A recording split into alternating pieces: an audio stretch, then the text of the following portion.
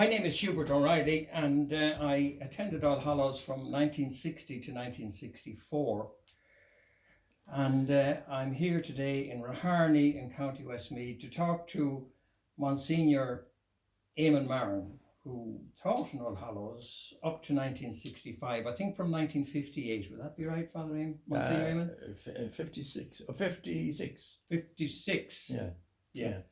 So it's just we want to kind of get back into history and record stuff that we don't lose eventually.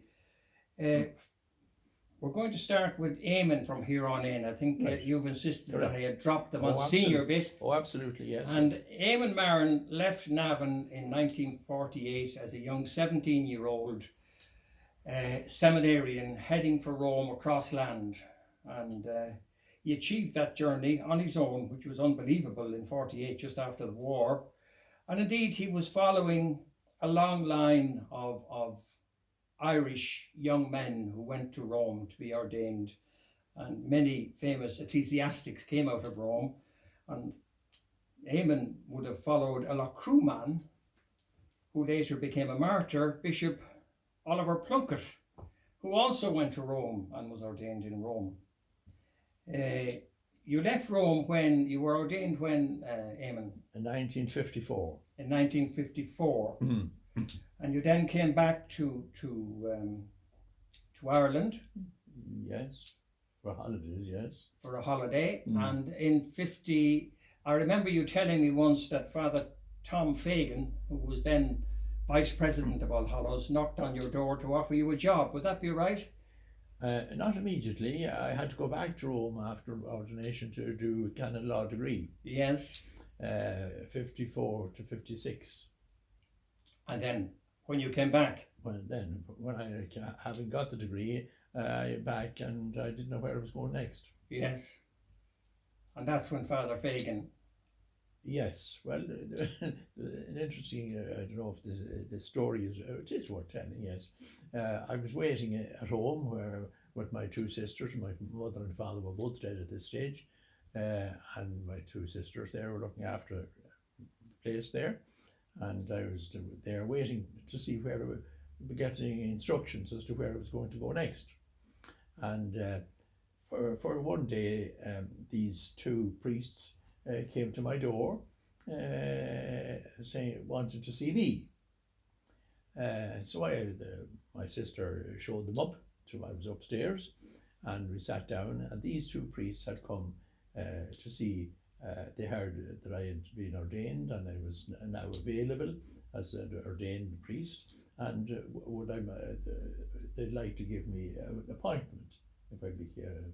And they interviewed the bishop, and he said, "Oh, you better go and see himself and see how he stands." So they wanted me to go to America, to the Florida diocese. One was a Monsignor Nolan. I think would be originally from King's Court. He's a priest in Florida, was then. And the other man was a priest in our own diocese that he knew, Father Crinnion. And they came in and had a chat with me, and I said, well, I'm available anyway, and I'd be happy to go anywhere that the bishop would be happy for me to go. They said, we've gone to see the bishop, and he said to come to see me. So I said, that's fine. So they said, we go over to the bishop now and see if he'd be happy with you coming to America. So that was grand. So I went back to and sent them off to the bishop, and I then went, the first thing just to get an atlas to see where this place was. I hadn't a clue where it was. It couldn't have been anywhere. So I was studying this anyway, and what happened next? My sister comes up again. She says, 2 more priests down here looking at you. I said, what? What sort of idea is this? So she says, I set them up anyway. And in comes these 2 priests. Later.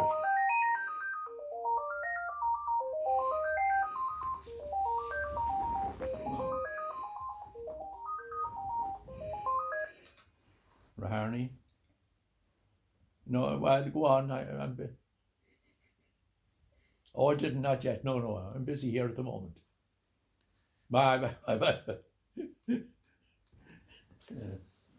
So, You're in your atlas. where? You're in your atlas. Yeah, oh yeah, I'm not. Yes, Yeah, yes. And the exactly. doorbell rings again. Studying feverishly, and then these other two priests come in, and they introduce themselves. They come from a place in Dublin called All Hallows College. Oh, so I let them go. I said, well, kind of laughing in my own mind. These fellas are going to be.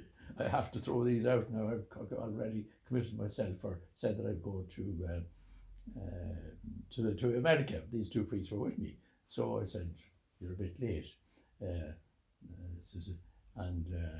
said, "Well, you have to see the bishop what he thinks," but they said, "We've already seen the bishop." They had done things the reverse way, so they already had permission to take me to All Hallows. Moore said, if the bishop said that, then that's it. Hadn't a clue where it was. So there were Father Purcell, and the president, and the vice president, and Father Tommy Fake, who was a Meath by himself, of course, but he was was an ascension now. So that was. And that started your journey. journey to All Hallows. Correct. I suppose it's worth noting that in those days, the Meath diocese was awash with priests. Absolutely. And somebody like yourself who'd just been ordained, really and truly trying to find a job was difficult enough. Many of them had to go abroad for a couple of years. We were the class in 1954. We were all ordained in 1954 for the Diocese of Meath, and 7 priests were ordained that year, and not one of them could be left given a position in the diocese. We all had to go abroad. The first man had gone to Camden, New Jersey, in the States. Another had been sent to Wellington in New Zealand. All had to go elsewhere. And then I was the last of them. Father Marron had come from as a student from a seminary to be a professor in another seminary. Yes. So could we ask you, what sort of a transition did that be to you, because you weren't long being a seminarian, only a couple of years, and now all of a sudden you're in a seminary teaching. There's two things, that and also the difference between the seminary you left and the seminary you are now going to teach in. Well, it didn't make him all that much difference to me. I was quite happy once I had a permanent appointment. I knew nothing at all about All Hallows, meant nothing to me. Now I wouldn't know where the place was, and but I was appointed there, and I was delighted to have an appointment. But seminary life in both, was there any contrast between the two? Well, there was, of course, the seminary in Rome was far away from wherever I had been. I never knew where Italy was. I heard about Rome all right, but otherwise I knew nothing about it.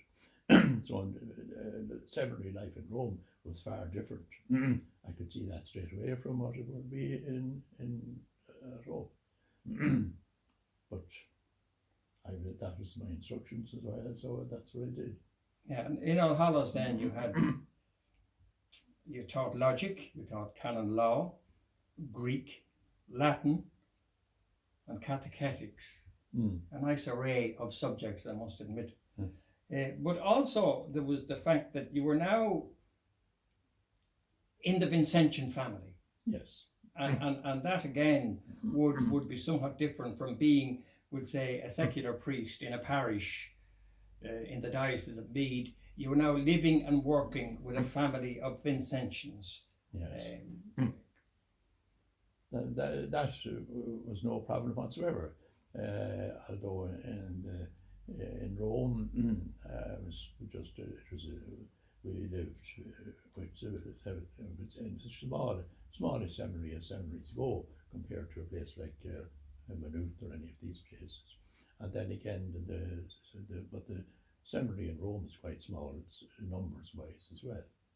But we're both quite happy. I had no difficulties at all there. Now, All Hallows was, as we all know, a missionary college. So the students there were being educated to go right across the world. Yes. As Father Han, the founder, said many, many years prior to that, to follow the Irish wherever they went. Yes. So it was probably incumbent on the Vincentians and yourself not only to teach them to become priests, but possibly also to try and give them some notion of the where they were going. You know, I mean, they were going to different countries, you know, totally different countries, and coming from a country, Ireland, that was, in a sense, somewhat behind other countries, if you like. We were only forming as a nation, really, and these guys were going out to formulated nations. How did you feel about that? Did you have any concept of how to prepare them? Even you yourself didn't know a whole lot about these nations, apart from the boys that were going out. No, well, it was a great help, the fact that I had been abroad, living abroad in a different country and a different language, and in Rome, and I guess had to adapt to all of that. And there was nothing of that, like that to be faced here. I was at home in my home country, and with Irish English speaking, and that made it very easy. And it's a wonderful community, of course, the Vincentian community, and they've always had members of the secular clergy in addition to the Vincentian community as well. They weren't all Vincentians, and the students we were going to be dealing with were secular priests as well. But again, all over the world, and I knew nothing about these other places. I had been in England, all right, and I'd worked in England for summer duty, and later on I had gone to America. But that was after I was there for a few years. But I didn't find that any difficulty whatsoever. Now, there was 3 secular priests in All Hallows at the time. There was yourself, Father Michael Walsh, and Father, I think it was Dennis O'Sullivan. Dennis O'Sullivan. Dennis was from Cork. Michael was from the same town as yourself, in Yes. Navan. Yes. And then there was a dozen Vincentian priests also there Right. at that time. Right. I always got the impression, and you could maybe verify this, that All Hallows, there was a sense of family in All Hallows, which, in my opinion anyway, was inculcated by the family of the Vincentians. Yes. We always felt we were part of a family. And you're right. Dead right. And what's your impression of that feeling? Oh, that's perfectly correct. Yes. And Rome, in Rome, the numbers were small, of course, compared to All Hallows, student-wise, and the staff was very limited too, because all teaching, there was no teaching done in the Irish college. We all the colleges, students in the Roman colleges went to universities, and there were about 10 universities in Rome where the students would go for their studies, and then they returned just to do their own studies in the college itself, which was a house of residence it was. Whereas in All Hallows, everything happened in the one building, in the one location. Did any one priest stand out to you in the college? Have an impression upon your life? Well, yes and no. I mean, we were all just one happy family as far as I was concerned, and the fact that they are being Vincentians, but they all always have confessed or admitted that they were secular more than religious as Vincentians, and it was very, very simple. It was a wonderful community and a wonderful spirit, and I don't think the like of it is found anywhere. Well, I think that's been proven in latter years, where the alumni of All Hallows appear to have a bond among each other that is nowhere else. No, not at all. I wouldn't think so. I haven't that much experience, I suppose, but I'd say it's quite unique. And you came back. I mean, you spent how many years in Rome?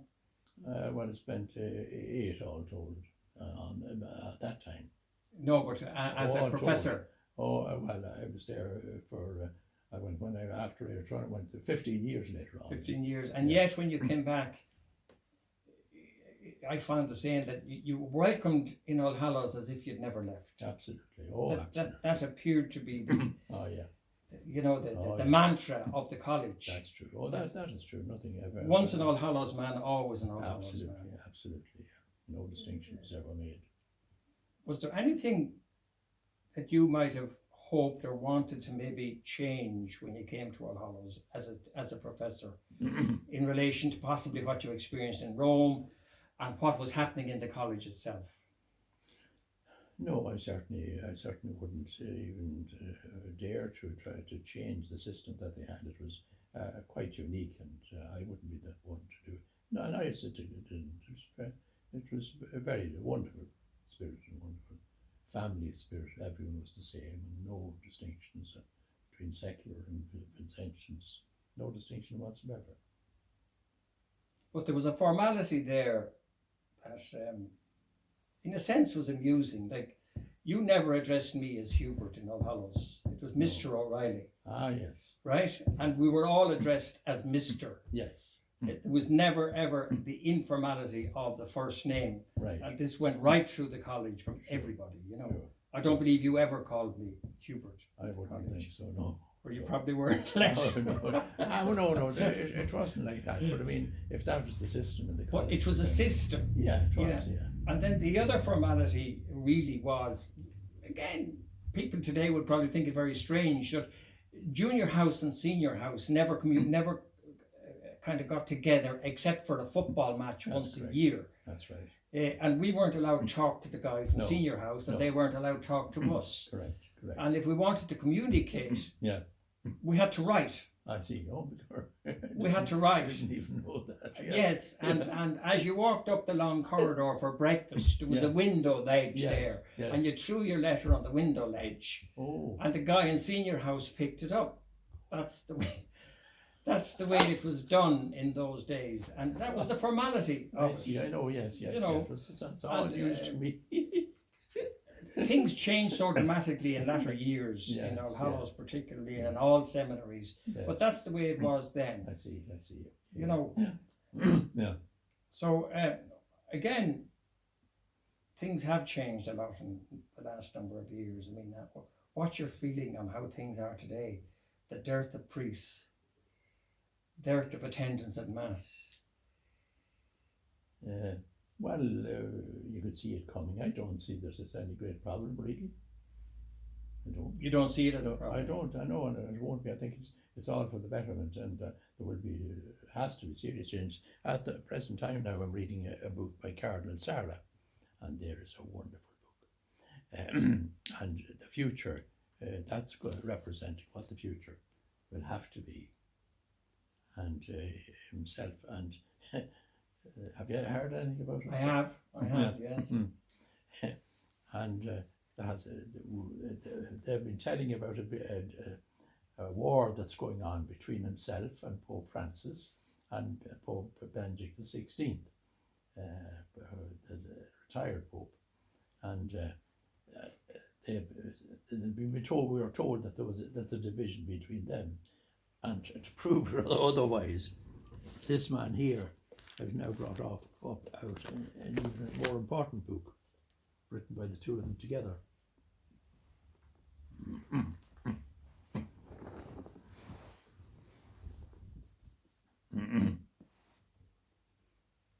I haven't started on that one at all yet because I am taking this very slowly because it's a big book, and Can we show that book as well? Oh, yeah, sure, yeah.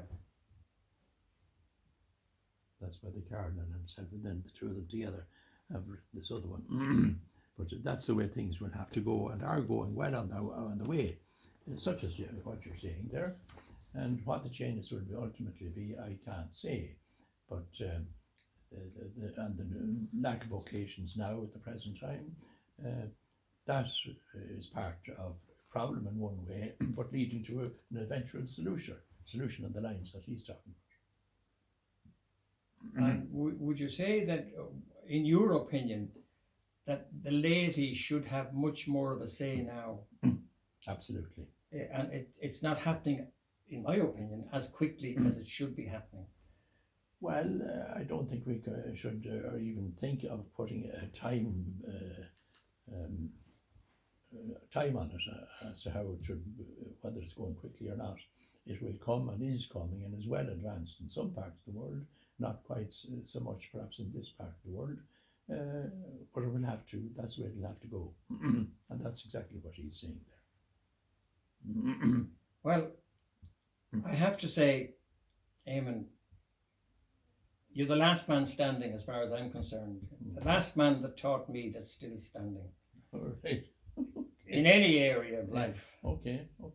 And I would like to thank you most sincerely for all the help you have given me. And indeed, I remember when we did My Fair Lady in All Hallows, you were the one, yourself and Tony Casey were the two who conducted the whole show at that very time. Oh boy. And what time? it was your influence, and indeed the influence of the Vincentian family.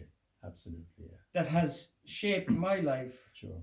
And many in All Hallows man's life. Those of us who left the college and those who stayed. And inculcated this fantastic bond between, it's as if the umbilical cord was never cut. That's right. And that was proven back in 1992, when we were invited back to celebrate with all of the alumni the 150th anniversary of the college. Sure. And the way we were received back, many of us were afraid to go back. But the way we were received back was unbelievable.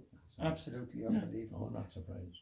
And the consequence of that is, ever since that, many of us are still very much associated with the college. Oh, absolutely, sure. And have a love for the college. And a love for all of the people who went through the college.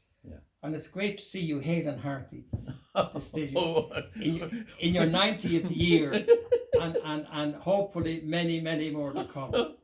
And thank you very much, Eamon. Oh, not no, I don't know.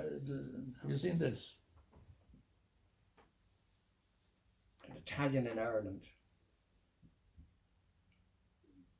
Have you seen that at all? Oh, you explain what that is? Well, I've seen it. What have you? I have. Yeah. It's you see,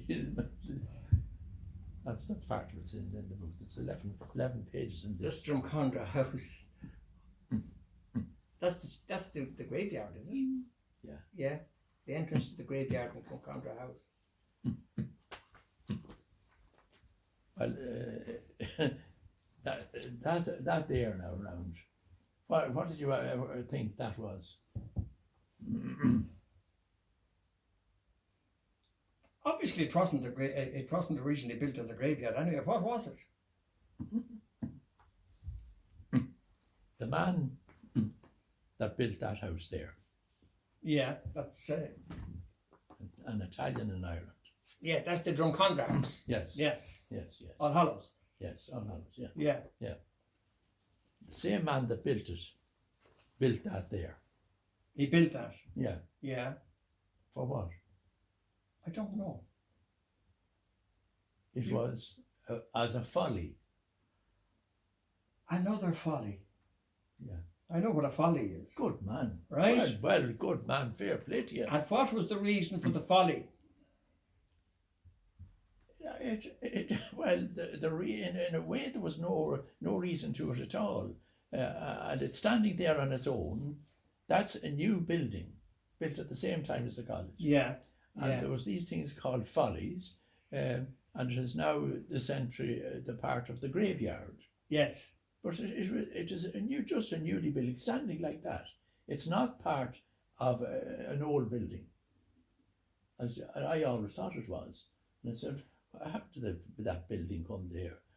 It was a building in itself, but as a folly, just standing there. Yeah, they don't really have a purpose. No. As such. Correct. That's the folly. Correct. And there's many a folly around this country. Absolutely. There's one famous one in Mullingar. Oh. Yeah, one of the big houses in Mullingar, and the lord of the manor felt that his wife was more interested in the man who lived in the following manor, right?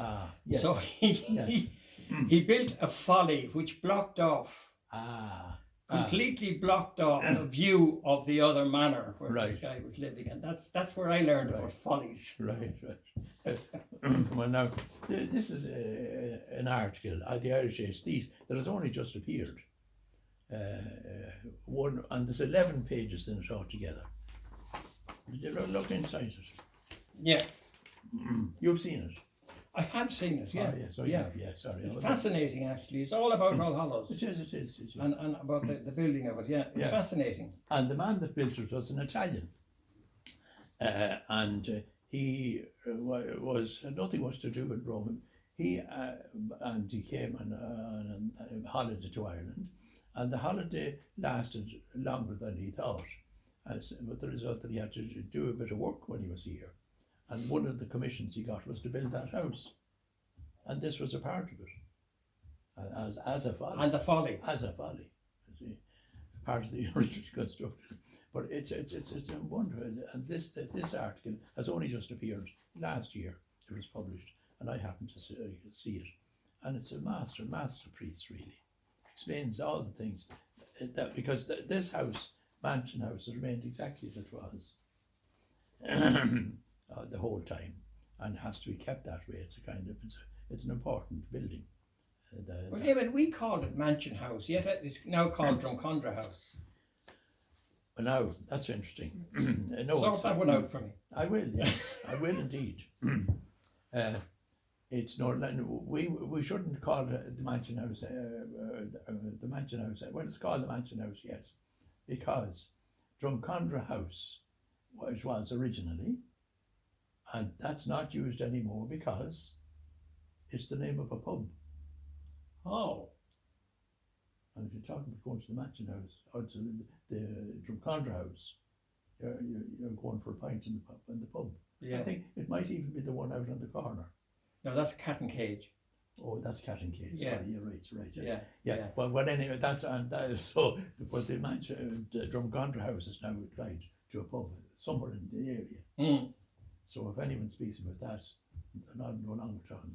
But so that's why. So that's a term that's not used anyway. But and it was built by an Italian, you see, and that same Italian had a big hand to play in the building restoration of St. John Lateran's Basilica.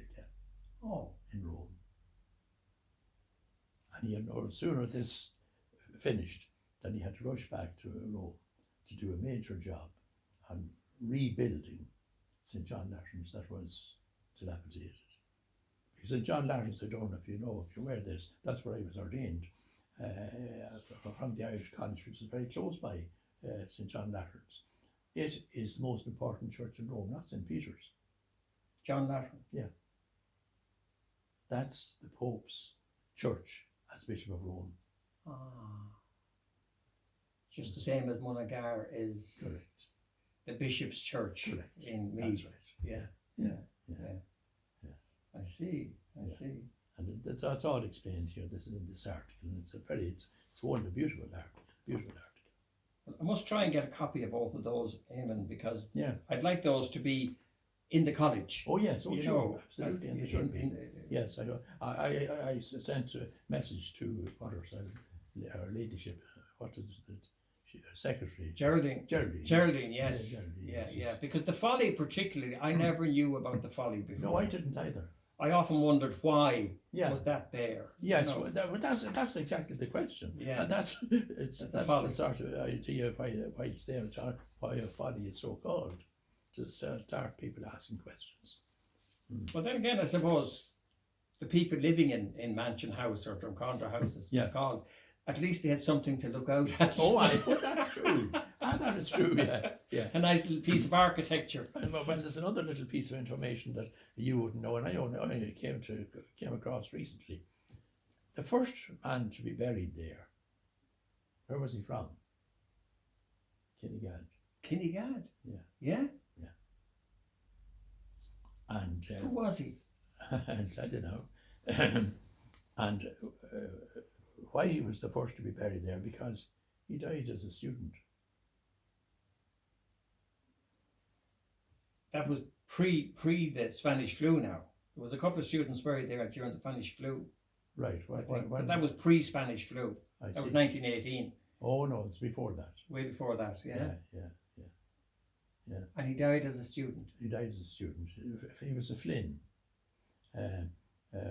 He'd be a brother of John Joe Flynn. I don't know if you'd know him in Kinnigan. He's long dead, but his wife was a teacher for me and a principal in Kinnigan. Yeah. Yeah, John Joe Flynn. I don't know what he had. He was 18. He was a deacon, I think. And when he died, all of a sudden, you don't expect a student to die. And it was only just built as a folly sort of thing, you know.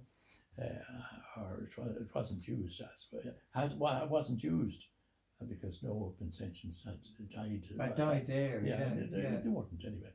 But he did die. They didn't know where we were going to bury him. So he was the first to be buried there. And then it became the graveyard officially after that. Correct. Yeah. Mm. We're getting all sorts of tidbits of information. I know, yeah. Well, these are all true. And the title to Contra House, as we say, is not applicable, but it's not used now because it refers to a pub, you see. You know, we're planning our Jubilee Mass for next Thursday. Oh, you told me that. Yes. Yeah. It's all in hand, it's set up. We'll be giving you the link so that you can watch it. Oh, sure, good. I love that. And we probably have 25, 30 people at it. That's it, max. You know. Sure.